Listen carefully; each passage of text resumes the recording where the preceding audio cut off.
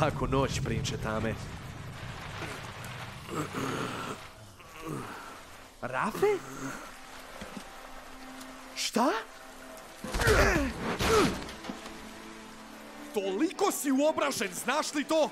Misliš da se svet vrti oko tebe, zar ne? Da ne bismo nikako mogli da preživimo bez velikog i moćnog Leonarda da nas vodi kroz sve probleme, a? E pa evo malih novosti. Bilo nam je sasvim super bez tebe. O, i ovako izgleda sasvim super?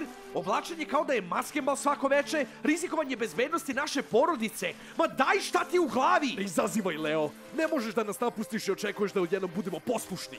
Kao neki vojnici. Ej, trenirao sam! Trenirao da budem bolji vođa! Za vas! Zašto me mrziš zbog toga? To je spominjao da hoću da me vodiš! Bolje mi je kad sam samom sebi gazda, zato navikni se! Nisi još spreman! Nestrpljiv si i brzoplet i najvažnije. Bolji sam od tebe. O, znaš me dobro, veliki brate. Nikako ne volim da se slažem sa ovakvom izjavom. Ne radi ovo, Rafe. Više ne slušam naređenja.